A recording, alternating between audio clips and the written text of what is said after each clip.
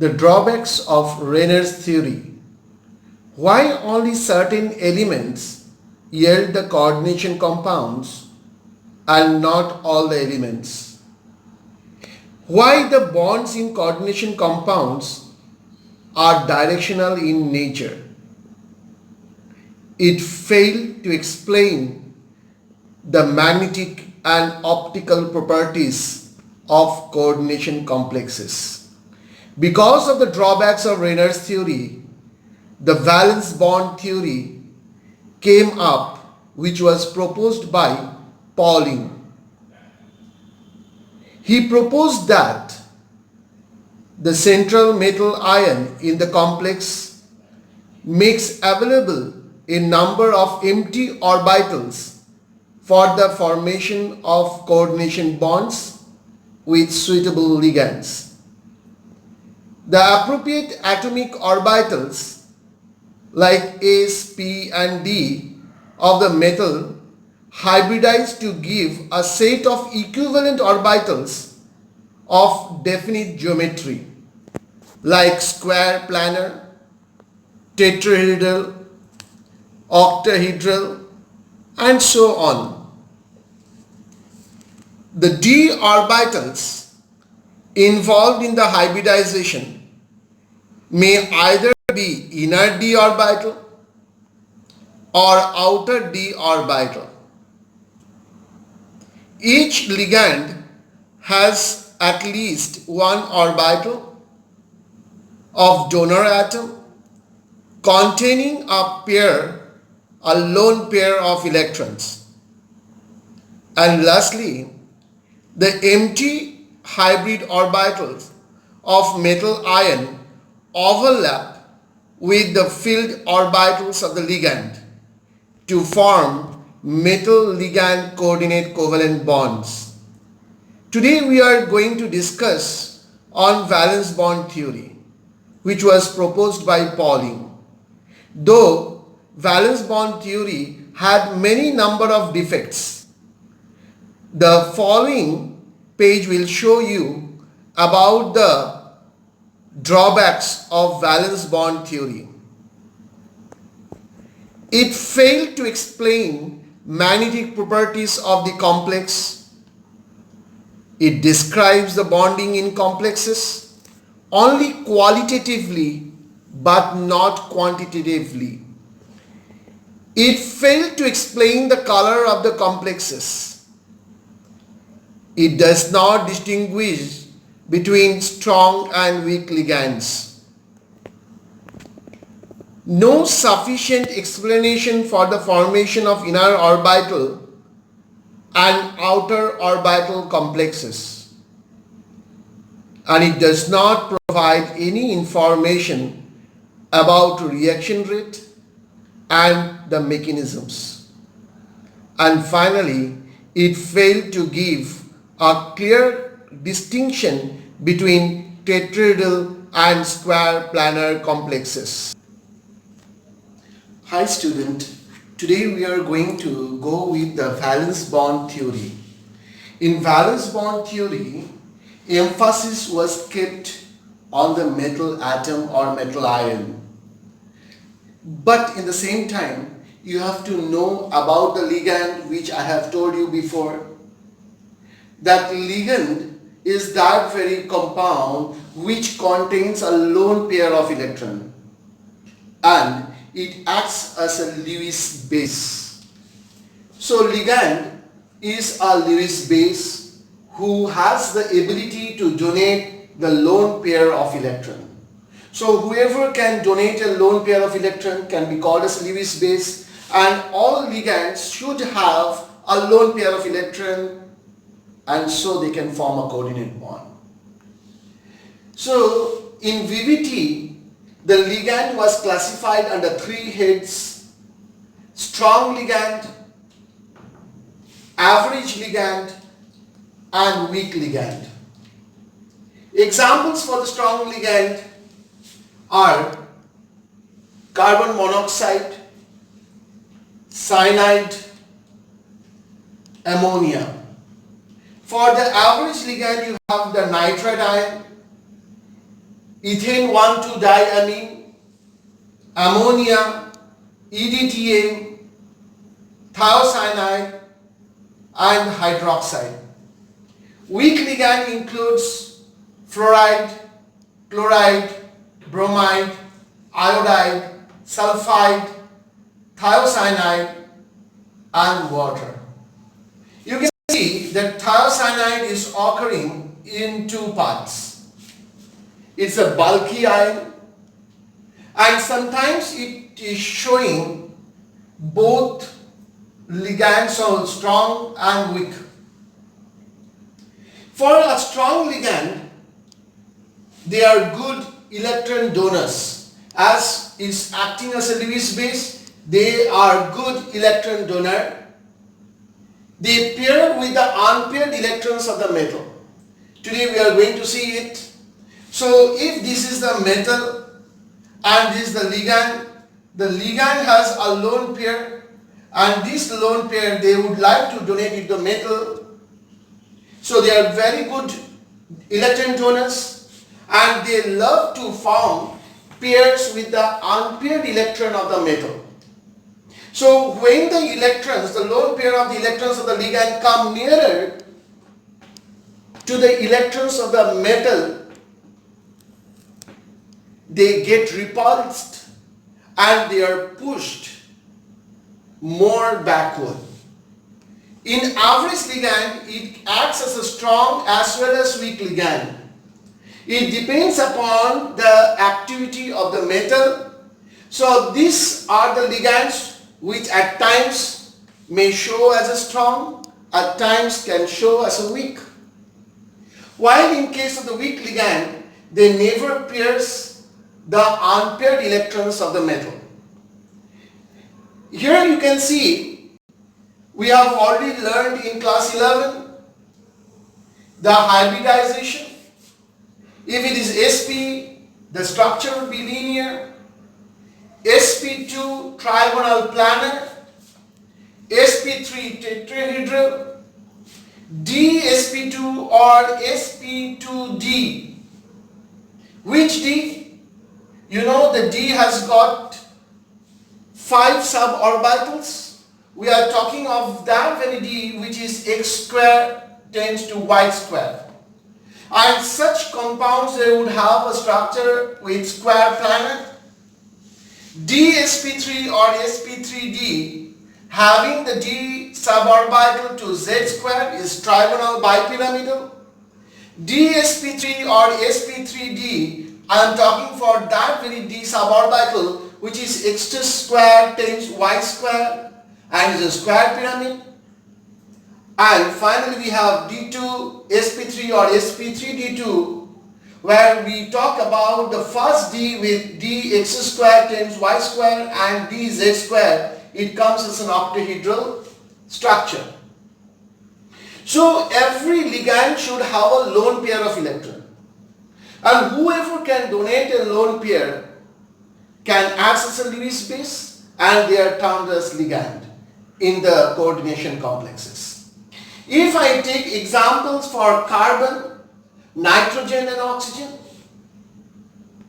you can see oxygen has high electronegativity, and as they have high electronegativity, they don't like to give away that lone pair of electrons, and they are very weak donors. On the other hand, carbon, they have very low electronegativity, and they can donate that lone pair, and they can be a very good ligand. So the carbon becomes a strong ligand since they have low electron negativity, and oxygen having high electronegativity would be a poor or weak ligand. So student, let us take some examples of the complexes, and we are going to see the following 7 things about hybridization, geometry, magnetic nature, spin multiplicity, magnetic moment, nature of complex, and nature of the speed of the electron concerned.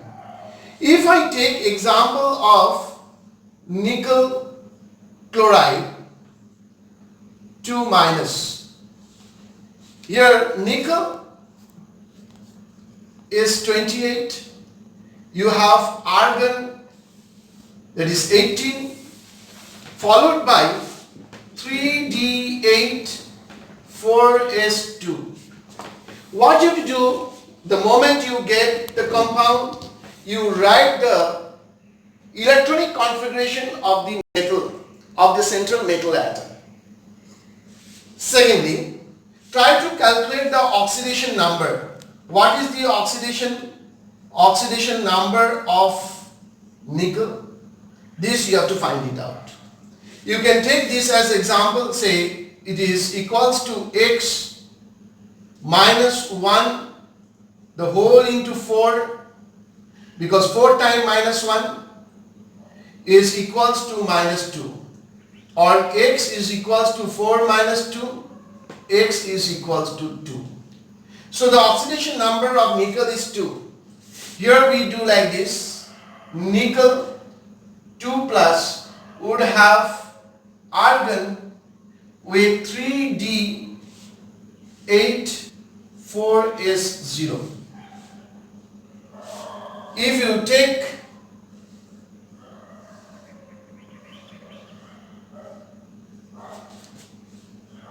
in the ground state, you can see that this is 3D, 4S and 4P. The 3D electrons, according to Hund's rule, it takes 1, 2, 3, 4, 5, 6, 7, 8. By the coming of chlorine, you can see chlorine is a weak ligand, and being weak, it cannot pushes the electron backward. So it takes up in the excited state.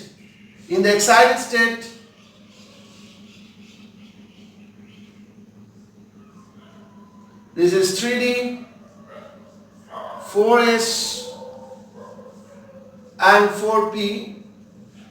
So it fills up the electron. They filled up chlorine. Here 2 electrons from the chlorine, 2 electrons from the chlorine, for a lone pair of electrons from the chlorine. It fills 4S and 4P. So what is the hybridization, student? What is the hybridization? 1S and 3P.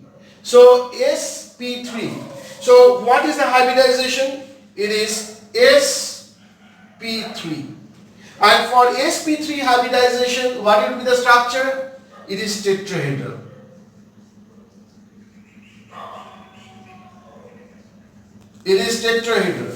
Now, if there is unpaired electron, it will be paramagnetic. It is not a diamagnetic because it has unpaired electrons, so paramagnetic.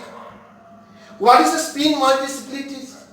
The spin multiplicity is equals to 2ns plus 1. You can see the value written 2ns plus 1. So I am writing here 2. N means number of unpaired electrons. So how many unpaired electrons, students? 2. So I can write here 2. What is the spin number for S? You know, we always write S as plus half or minus half. So the positive value we are going to take it as plus half plus 1. So the value comes, if you cut this value, so it is coming 2 plus 1 is 3. What is the magnetic moment? As I have told you, N means the number of unpaired electron. Here the number of unpaired electron is 2, and 2 plus 2, this is N, and N means 2. So 2 plus 2 is 4, 4 2s are 8. So it will have 8 Bm. What does the word Bm means? Bohr's magnetron. So the magnetic moment is root over 8 Bm, and you can see here it is sp3, so it is outer orbit. It is an outer orbital complex, and all outer orbital complex are high speed complex. All outer orbital complexes are high speed complex. So once again we can see the moment you get the compound, the complex, write the metal's electronic configuration.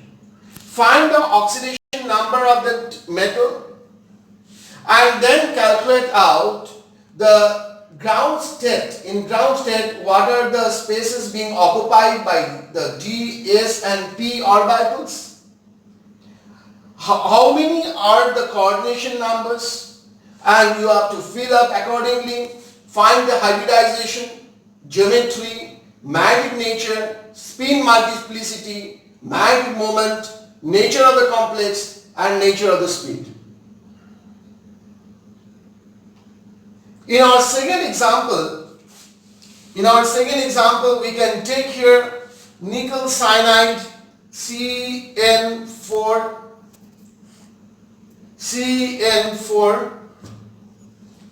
2 minus. Similarly, you can see the oxidation number, same thing as +2, the same procedure, but cyanide is a strong ligand.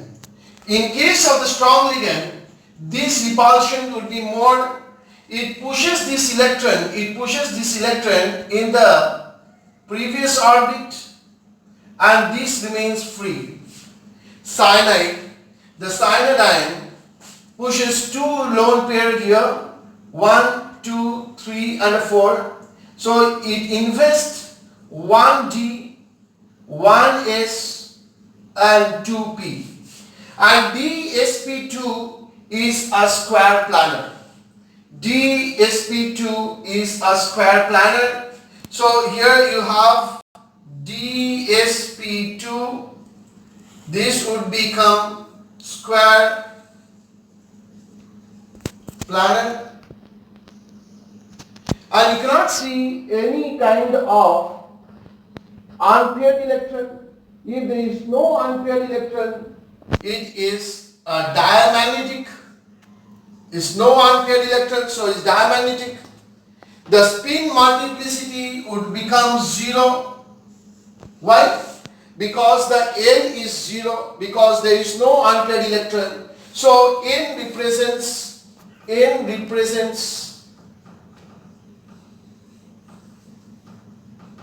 unpaired electron. So there is no unpaired electron, so N becomes 0. This also becomes 0. And as he takes the inner D, so it will be inner complex, inner orbital complex, and inner orbital complexes are of low speed. So student, you can take a note of it. For nickel cyanide, the hybridization is dsp2, geometry is square planar, magnetic nature is diamagnetic, spin multiplicity is 0, magnetic moment is 0, nature of the complex, as it takes the inner D, so it is called inner orbital and it is a low speed because inner orbitals are always low speed. In our third example, we can take nickel carbonyl.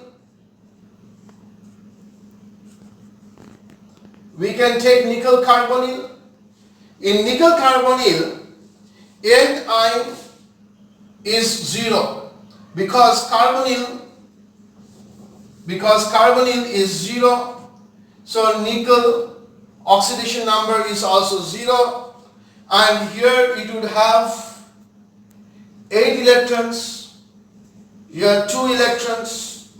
So these 2 electrons, because carbonyl is a strong ligand, it has 2 electrons here. It pushes the electron, one to this place, the other to this. So you can see there would be two more electrons joining up here, and it pushes the carbonyl, 4 carbonyl pushes from S and P. So it would have S and 3P. So you can have here S and P3. S and P3 would be tetrahedral. Is a tetrahedral geometry, and as there are no unpaired electron, so as there are no unpaired electron, it is diamagnetic, and if it is diamagnetic, the spin multiplicity is 0, magnetic moment is 0, and it is an outer orbital because it does not have any d. It is outer orbital complex, and all outer orbital complexes are high speed. They are high speed complexes. So you see, students, usually we ask the students to do nickel carbonyl, nickel cyanide and nickel chloride. They have different geometry, they have different nature and different magnetic moments. Please take a close look of it.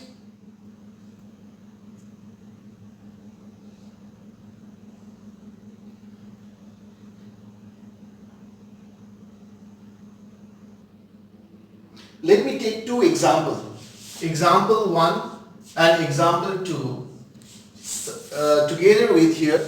You can see, student, calculating out the oxidation number of the central metal atom. Here, if I take the central metal atom's oxidation number as X, I can easily find out the value as +2.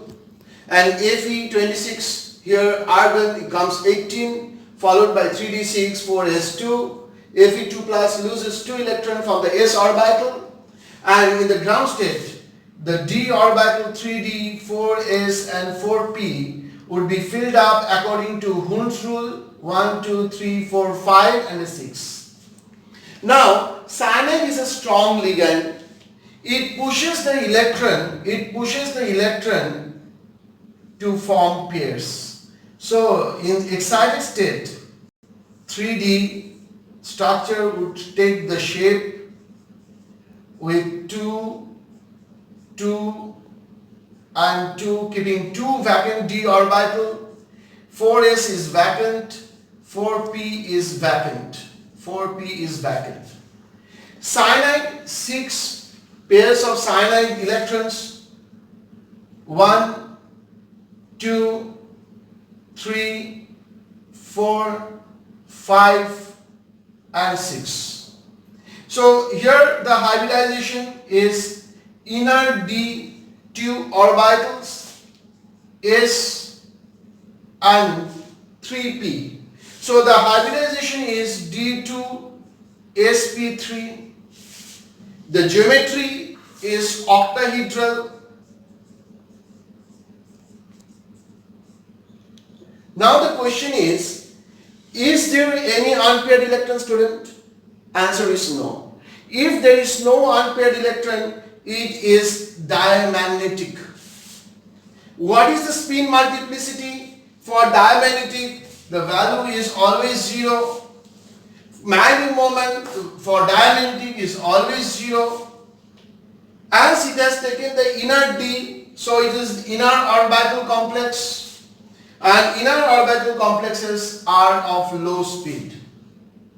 If we go for the second example here, the D5 takes 1 each according to the Hund's rule. Cyanide is a strong ligand. It pushes the electron forward to the excited state. You can have 2 electrons occupying and 1 remains free.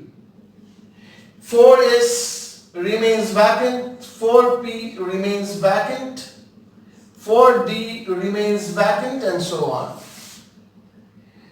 The cyanide electrons fills the inner 3d, 4s, 4p and 4d. So one pair second pair, third pair, fourth, fifth, and the sixth. So what is the hybridization, student? What is the hybridization? D2sp3. It was also D2sp3. This is also D2sp3. Where is the major difference? The shape is also octahedral. Here it was octahedral. This is also octahedral. Now magnetic nature, there is unpaired electron, so it is paramagnetic. It is paramagnetic. The spin multiplicity is 2ns plus 1, where n means the number of unpaired electrons. So 2 into 1 into s is half. The value of s is half, and plus 1. So these 2 cancel. 1 plus 1 is equals to 2. The magnetic moment is equals to root over n into n plus 2, where n means the number of unpaired electrons, so 1 and 1 plus 2. So it becomes root over 3 bm. And finally you can see, as it is having inner d, it is inner orbital complex. And all inner orbital complexes are of low speed. So student, these are the ways by which we can differentiate between the components, between the complexes, and we can find out these 7 natures of that very compound. I'll be giving you 2 questions for you to do at home. Please write it down. Compound A is formed when nickel 2 plus ion reacts with KCl. On reacting with excess KCl, a coordination compound B is formed. Identify A and B and state the characteristics. Here characteristic means all the 7 characteristics. You have to frame it out. When nickel 2 plus is treated with KCl, it gives a compound A. On treating with the excess of KCl, it forms B. Identify A and B and state the characteristic of each of this compound that is formed. I hope you have learned well, you understood, and if there is any questions, let me know at the earliest. Thanking you all, and I feel that you have enjoyed this class very much. Thank you once more.